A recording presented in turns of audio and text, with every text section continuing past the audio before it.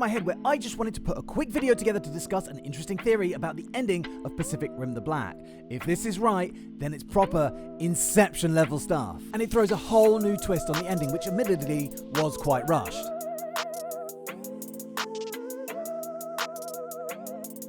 So I can't quite recall who first posted this, but a couple of people have been messaging about how there's a possibility that the ending of The Black, where the group made up of teenage assassin May, kaiju hybrid boy, and of course the main protagonist siblings Taylor and Haley, fresh from being ejected from the doomed Atlas destroyer by Loa, who went on to self-destruct her and Atlas to take out Category 6 Breacher, arrive at Sydney base to be welcomed by Marshal Rask. Their dad pulls up in a truck, and it's all happiness and hugs and safety so that they can go and mourn their dead mum. And aside from being a little bit rushed, it's a lovely bittersweet ending. And that's all well and good, but the thing is, it's an exact mirror of the sequence in an earlier ep where their mother is wounded in a battle with some kaiju dogs. What are we calling these things, by the way? Aren't they called rippers? Did I read somewhere that they were called rippers? Or let's just stick to kaiju dogs.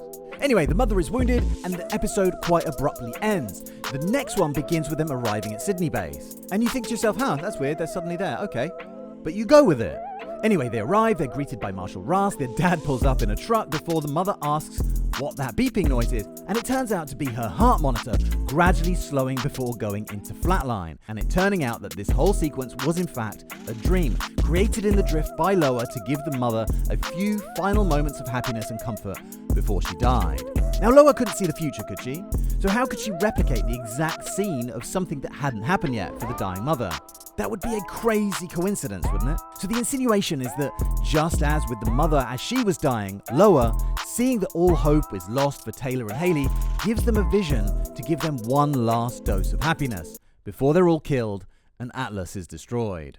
And I love this theory, but I don't know if it all stacks up. I still need to go through and watch the scene where the mother dies again and compare it with the ending scene to see how they compare and see if there's anything we can extrapolate. But it definitely would explain a couple of things.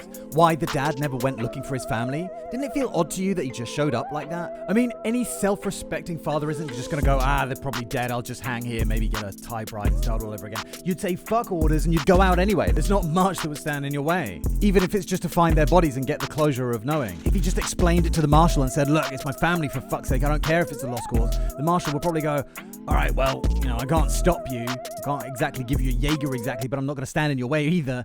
It's just a basic level of human understanding. So this could definitely be Loa inserting something that she knows are going to give the kids some comfort.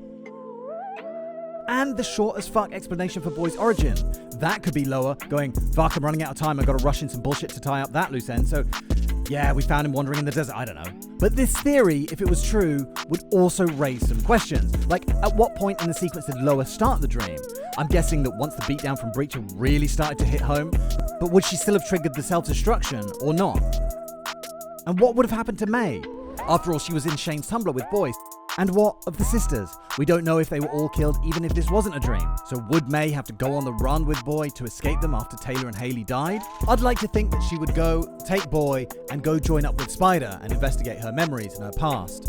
Anyway, definitely let me know what you guys think about this theory, and thank you very much to those guys who suggested it. Make sure you hit like on the video, subscribe if you're not already, and I will see you very soon for the next one. Thank you very much for watching, and cheerio, bye!